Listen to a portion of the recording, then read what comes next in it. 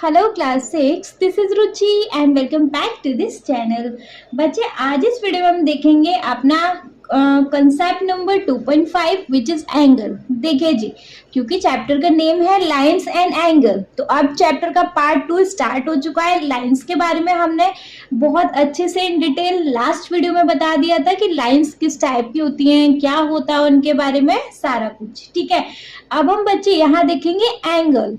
Angle होता क्या है वो देखिए बच्चे, पहले थोड़ा सा रफ देख ले, आफ्टर देन हम बुक पे जाएंगे कि बुक में क्या क्या लिखा हुआ है उसके बारे में फिर इन डिटेल जानेंगे। ठीक है जी, देखो एंगल बनता है बच्चे दो रेस से मिलके, और उन दो रेस के बीच में कॉमन पॉइंट होना चाहिए।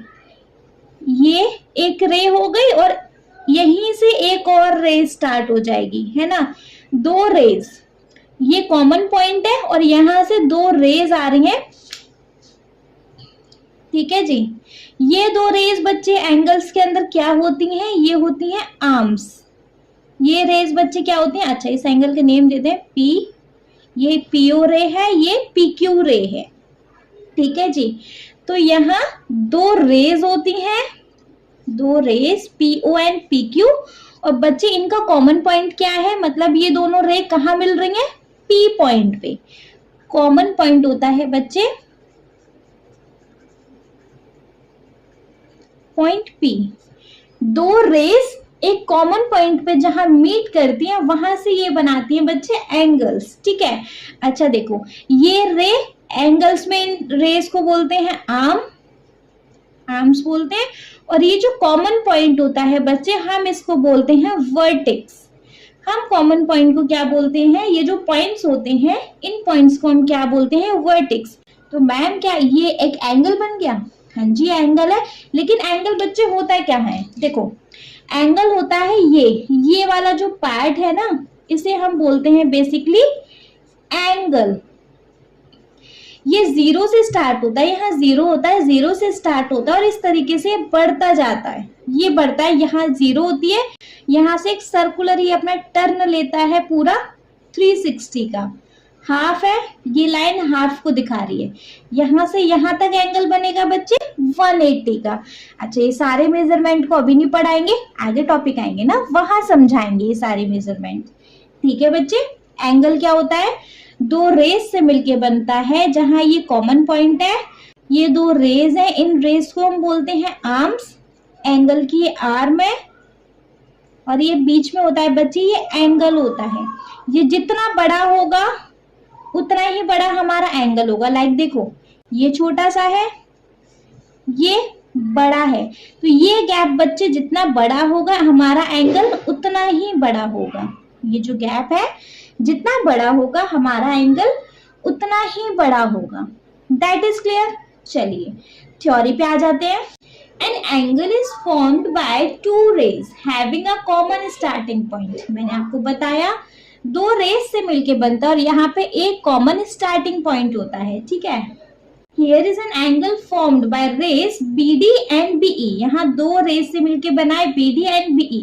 अच्छा बच्चे एक चीज और, हम इस एंगल को डिनोट करते हैं इस एंगल के साइन से, और इसको लिखते कैसे, जैसे ये है OPQ। देखो जो एंगल कॉमन है, जो वर्टेक्स कॉमन है उसे तो हम बीच में लिखेंगे, मतलब ये P पॉइंट इसी पे तो एंगल बन रहा है, इसको बीच में। अब इसको या तो OPQ लिख सकते हैं, OEQ लिख दो, अदरवाइज QPO लिख दो, एंगल QPO लिख दो। सेम चीज है, मेन क्या है, जो हमारा एंगल है वो हमारा इन मिडिल होना चाहिए। ठीक है, जो एंगल का नेम है वो हमारा इन सेंटर आना चाहिए। बाकी के रेज के नेम या तो OPQ हो जाएगा, अदरवाइज QPO भी हो सकता है। ठीक है, अब देख लेते हैं। Here is an angle formed by ray BD and BE, where B is the common starting point। देखिए बच्चे यहाँ पे फिगर में B कॉमन पॉइंट है एंड BD और BE हमारी यहाँ पे क्या है, आर्म्स हैं। ठीक है, the point B is called the vertex of the angle। मैंने आपको बताया B पॉइंट को हम क्या बोलते हैं, एंगल की वर्टेक्स, एंड द रे BD and BE are called the arms of the angle। और ये जो रेज होती हैं, एंगल के अंदर बच्चे आर्म्स बोलते हैं इनको। ठीक है, How can we name this angle? We can simply use the vertex and say it is the angle B. To be clearer, we use a point on each of the arm together with the vertex to the name of the angle. In case we name the angle as DBE और angle EBD. देखो मैंने आपको बताया जो हमारा vertex होता है उसको हम बीच में रखते हैं, मतलब जो कॉमन पॉइंट है उसको बीच में रखेंगे, और क्या ये जो DBE हो सकता है, अदरवाइज ये EBD भी हो सकता है, ठीक है। The word angle can be replaced by the symbol. मैंने आपको बताया इस सिंबल से इस एंगल को रिप्लेस कर देते हैं, इस तरीके से लिख सकते हैं एंगल DBE और EBD. Note that in specifying the angle, the vertex is always written in as middle letter. बच्चे ये जो हमारी वर्टेक्स है इसको हम बीच में लिखते हैं, ठीक है, मतलब कि या तो DBE लिख लो अदरवाइज EBD लिख लो, कैसे भी। To indicate an angle, we use a small curve at the vertex, ठीक है। चलो अब यहाँ थोड़ा सा एक एग्जाम्पल देखेंगे।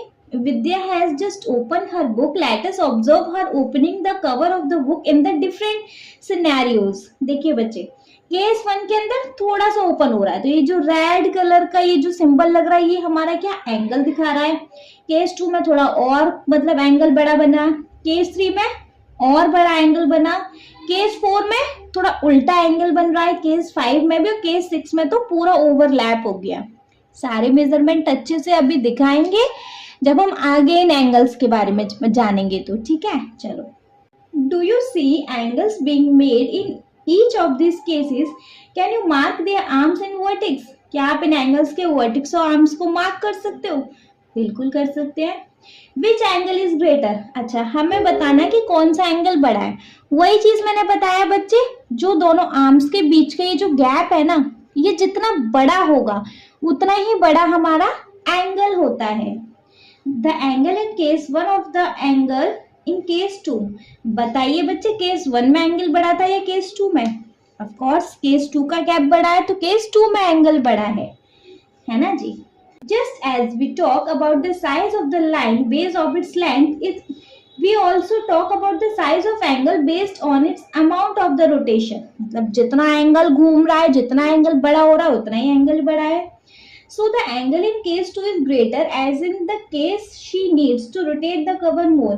Similarly, the angle in case 3 is even larger than that of case 2. अब case 3 के अंदर case 2 से बड़ा एंगल है क्योंकि उससे ज्यादा ओपन हुआ है, because there is even more rotation, and case 4, 5 and 6 are successively larger angle with more and more rotation. अब जितना जितना वो बुक का कवर को खोलती जा रही है उतना उतना हमारा गैप बढ़ता जा रहा है, दैट मीन्स उतने उतने एंगल बड़े होते जा रहे हैं। फाइन, ठीक है। The size of a angle is the amount of rotation और turn that is needed about the vertex to move the first ray to the second ray. देखिए जी, हमारा ये वर्टेक्स, ये रे, दूसरी भी रे अगर यही है तो एंगल बनेगा 0। यहाँ से थोड़ी बड़ी हुई, थोड़ा और एंगल बढ़ा, यहाँ से ये जो सेकंड रे है ये हमारी बढ़ती रहती है, ठीक है। फर्स्ट रे हमारी फिक्स्ड रहती है यहाँ पे। ये जो जितना ये रे हमारी बढ़ेगी, जितना जितना ये गैप बढ़ेगा उतना बड़ा हमारा बच्चे ये एंगल होगा, ठीक है। Let's to get some other example when where angle arise in real life by rotation और टर्न। देखिए बच्चे, हमारे रियल लाइफ में भी कुछ एंगल्स होते हैं। In a compass or divider, we turn the arm to form an angle. Compass के अंदर एंगल्स आते हैं, डिवाइडर के अंदर एंगल आते हैं क्योंकि उनका गैप खुलता है। A pair of scissors had 2 blades. शीजर के अंदर भी बच्चे एंगल्स होते हैं जहां 2 ब्लेड्स होते हैं। When we open them or turn them to cut something, the blades forms an angle. भाई शीजर के ब्लेड्स पे एंगल फॉर्म करते हैं। Identify the arms and the vertex of the angle. बताइए जी इसकी आर्म और इसकी वर्टेक्सेस, ठीक है। Look at the picture of spectacles. चश्मे के अंदर आप ऑब्जर्व कर सकते हो, वॉलेट के अंदर ऑब्जर्व कर सकते हो, एंड अदर कॉमन ऑब्जेक्ट्स के अंदर बच्चे आप ये एंगल्स को ऑब्जर्व कर सकते हो। Identify the angle in them by marking out their arm and vertexes, ठीक है। यहाँ पे आपका ये होमवर्क रहेगा कि आप यहाँ पे इनके एंगल्स को डिफाइन करोगे कि भैया कहाँ कहाँ एंगल बन रहा है, उसको आप मार्क करोगे, ठीक है जी। बस इस एंगल के टॉपिक में इतना ही था कि कैसे एंगल फॉर्म होता है, ठीक है। आफ्टर दिन बच्चे हम इसके फिगर इट आउट देखेंगे इन द नेक्स्ट वीडियो। इस वीडियो में कोई डाउट रहा हो, इस एक्सप्लेनेशन में कोई डाउट रहा हो, तो प्लीज बच्चे आप मुझे कमेंट सेक्शन में कमेंट करके पूछ लीजिएगा। कोई डाउट नहीं है तो आप इस वीडियो को एक लाइक करेंगे, चैनल को सब्सक्राइब तो जरूर ही करेंगे, और आपके जिन फ्रेंड्स के लिए ये वीडियो हेल्पफुल होता है उनको इस वीडियो को उठा के शेयर कर देना। Okay, thank you so much.